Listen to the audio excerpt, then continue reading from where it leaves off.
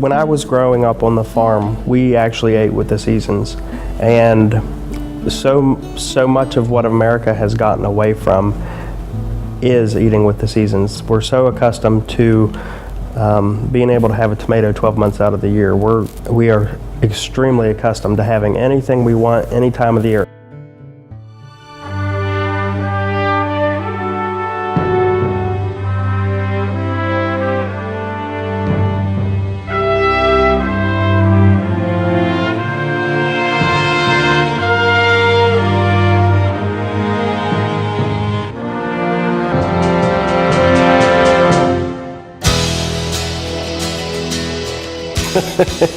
I did grow up on a farm, and we raised everything that we ate. I did not know what Wonder Bread was until I was in junior high, and at the time when I was growing up on a farm, I thought, oh my gosh, we have to eat this stuff again.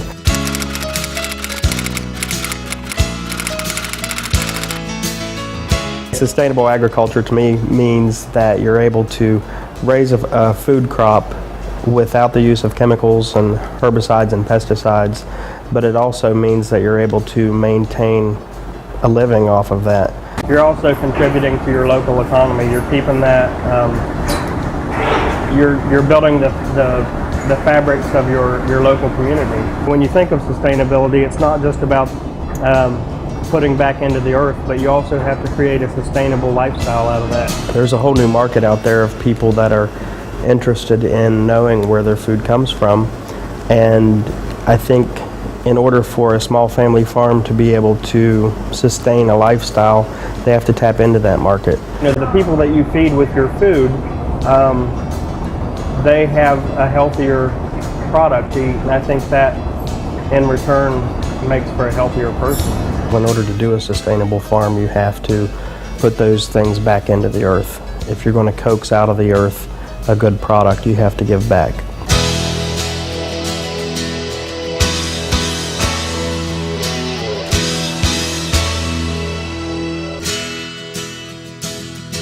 When I was growing up on the farm, we actually ate with the seasons, and so much of what America has gotten away from is eating with the seasons. We're so accustomed to being able to have a tomato 12 months out of the year. We are extremely accustomed to having anything we want any time of the year. Asparagus is meant to be had in the spring, April, May.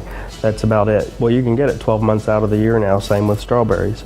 And there's a price that you pay, not only literally, but figuratively. There's a price that you pay with getting something out of season. The flavor's not there. God knows what it's been grown with. And then the other piece of that is that there's a cost to the planet with the transportation cost that it takes to get it here. And so when I was growing up on the farm, we actually ate with the seasons, and when the end of the season came to an end, that's when we started with our preserving of canning things, freezing things, pickling things, making kraut enough to get us through the winter.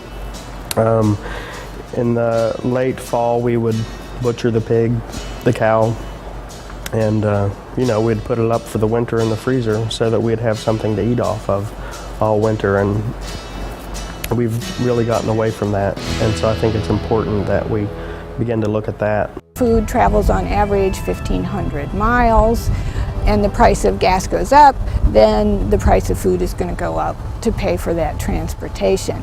So systems that are more local or regional, where people are buying from farmers in that area, they can actually have a price savings on some of that food. The price of food has gone up, and I think people are going to start realizing that they can get a better quality product from a local producer than what they can get in a grocery store. And if you're going to pay $2, $3 a pound for a tomato, it may as well be a good tomato. It may as well be one with flavor.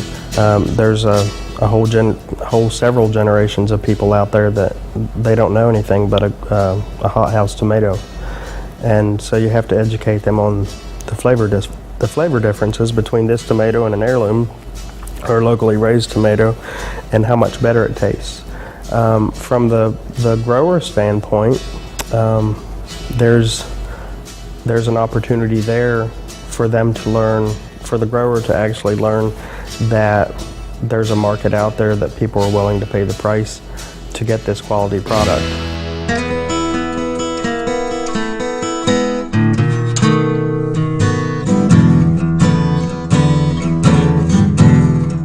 You'd be surprised that the people in today's society would not know what it felt like to go to the garden with a salt shaker and eat a tomato. It's a way for them to not only slow down and enjoy a meal, and the meal becomes the evening. I think fast food plays a huge role in the health problem that we have in America today, because people are so accustomed to going through drive-through and inhaling their meals, and not realizing how many calories and how many fat grams and how much sodium and how much bad food they're eating.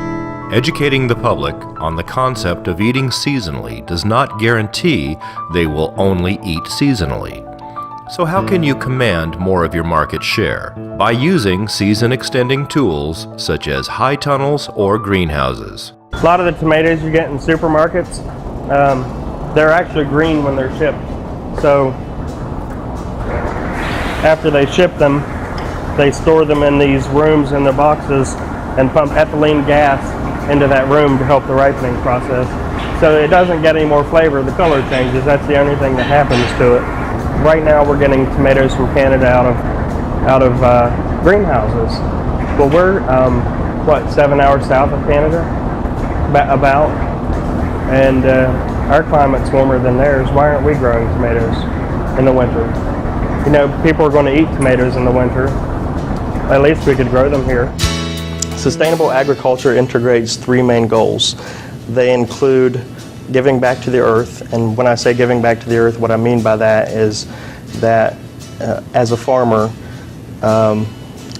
you compost things back into the soil, therefore enriching the nutrients of what that product needs.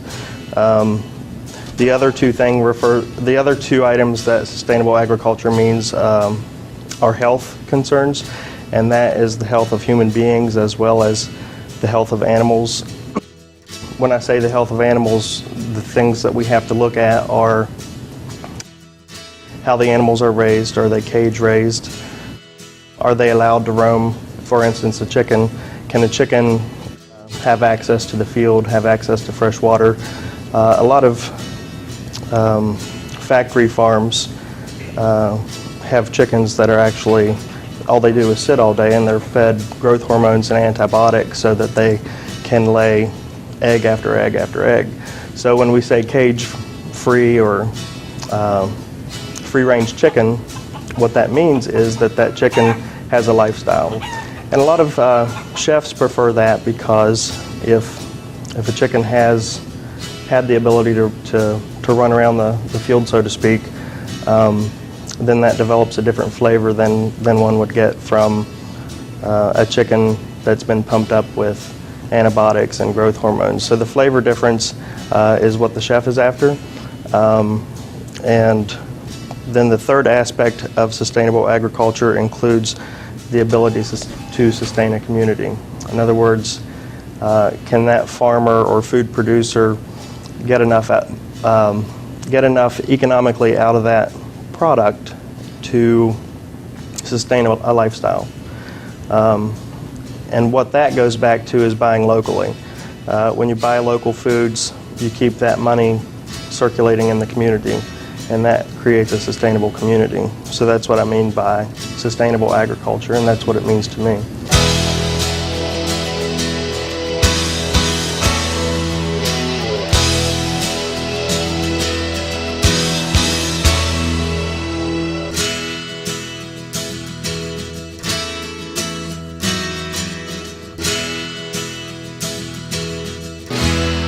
This whole movement, the farmer is becoming its own market, his or her own marketing agent. They have to find their niche market. They have to find out what it is, find their story, find their voice, and then go sell it. They have to sell their story, they have to sell their product, and I think when they combine those two things together and they connect with the end user, that's when they say, hey, I've hit the mark here, and I know what it is that I sell, and I know what my story is. And it's all about finding your niche. I know how to grow specialty crops and specialty vegetables. We did it 20 years ago. I think the problem is 20 years ago we didn't know how to market it. A good example that I can think of is Mr. Fry's rhubarb. Mr. Fry's rhubarb is an heirloom variety of rhubarb that was raised by Mr. Fry himself for about 30 years. Well, Mr. Fry would every Saturday get in his truck, take 30 bushels of rhubarb around, and he would have his regular stops throughout the week that he would stop. As he got older and couldn't keep up with those deliveries, so to speak, he took his prized heirloom rhubarb plant and gave it to the farmer next door and said, I want you to carry on this tradition. That's a story that we can actually sell to a guest. They'll say, well, who is Mr. Fry? And one of the things that we can do is train our servers or whoever our salespeople are to be able to tell that story to the guest and make it have that much more impact so they understand where that rhubarb came from, who grew the rhubarb, and the story that goes behind us. In order for a small family farm to be able to sustain a lifestyle, they have to tap into that market, and then they have to learn best practices and that sort of thing in order to get more money out of it.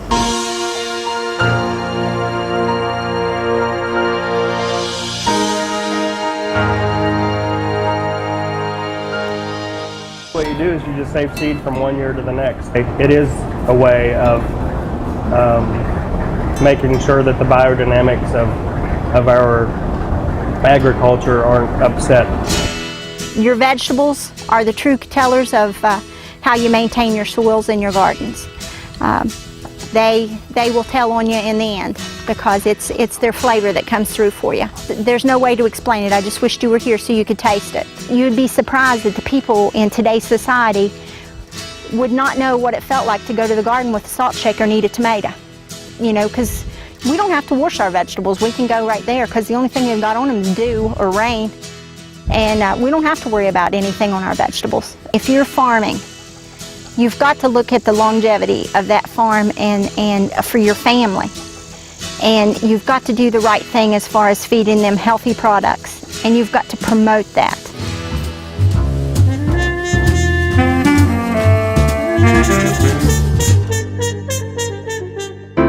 Some of the practices that are used in sustainable agriculture include letting your land lie fallow, rotating your crops, companion planting, using compost and turning that back into the soil, green crops, which is where you plant winter rye or peas or different kinds of winter crops, and then in the springtime you turn that back into the earth and it creates nitrogen-rich soil.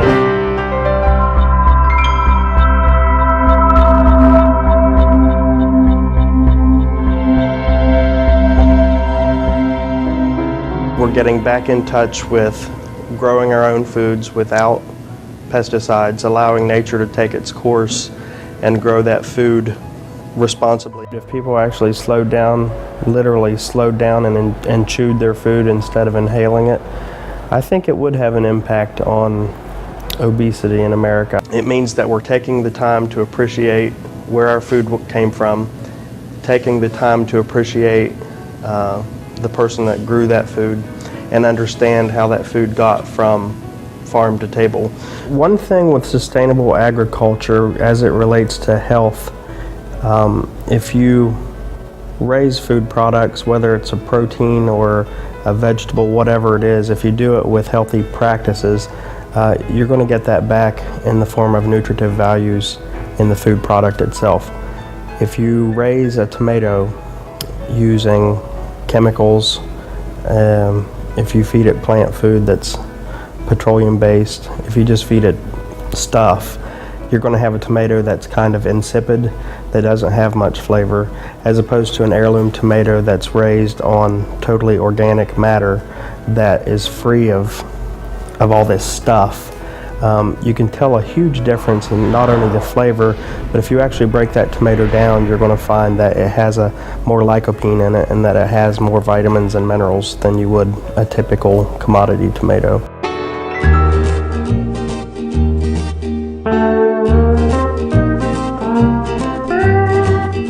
An artisan producer is a farmer or a food producer that actually does customized growing for chefs, that really searches out heirloom varieties of vegetables, that will do this, exactly what this is, customized growing. Therefore, it becomes an art form.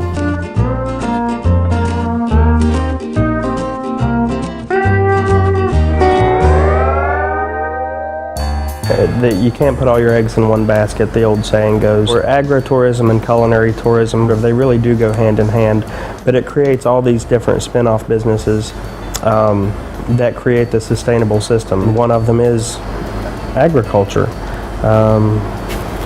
One of them is tourism. One of them is culinary tourism. You marry the two together and you create a whole new system, a whole new business model. And that's part of what the economic impact for the state's going to be.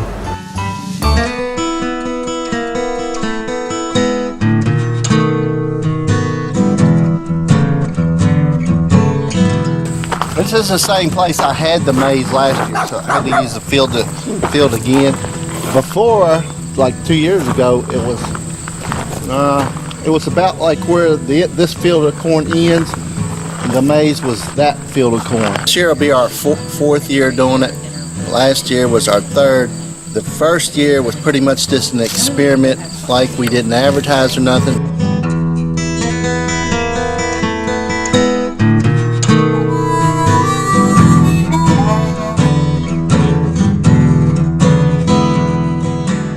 Of course, we try to decorate this up fall, make it look, really fall festive. We do offer, like I'll have coolers here and we'll offer water or soda.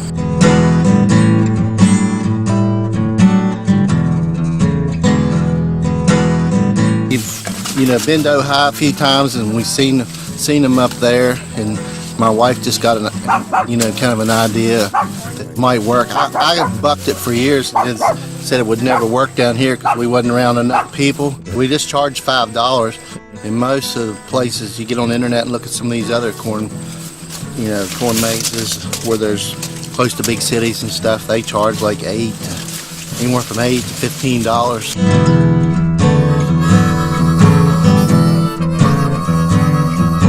I just go through and just try to make it as challenging, without being real boring. I try not to put in a lot of dead ends, because I try to fix it where I kind of loop them around. So there is a map, like if you get lost, you can kind of figure out what it is. Of course, some people can't use the map and they'll look at it and, they say, well, this wouldn't help us if we was lost. Most of the time when they come out, they're just tickled to death, And we've had some people that, they don't want to know how to get out, If they, run out of time, they'll say, well, we'll be back. We're gonna figure it out.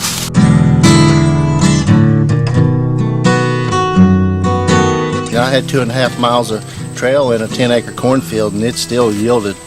I couldn't even hardly tell I was missing any. Dirk originally thought the corn maze would attract people to buy his pumpkins.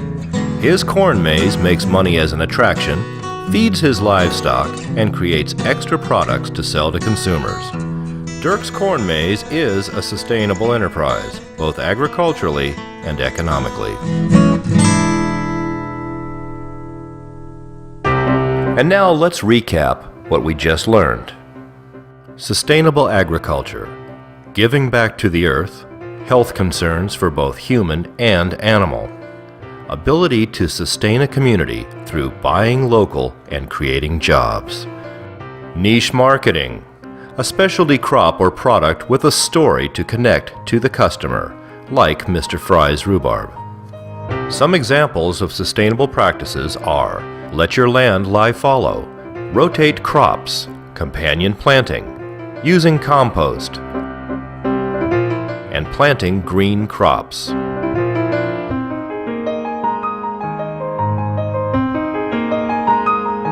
Artisan producer, A farmer who does customized growing for a specific customer, like a chef. Agri-tourism, rural-based tourism enterprise, for example, a corn maze or a petting zoo on the farm. Culinary tourism, the pursuit of unique and memorable eating and drinking experiences. Examples of culinary tourism: food-centric festivals like the Apple Festival or Garlic Festival, regional cooking competitions, or food product associated with both farm and restaurant like Mr. Fry's Rhubarb.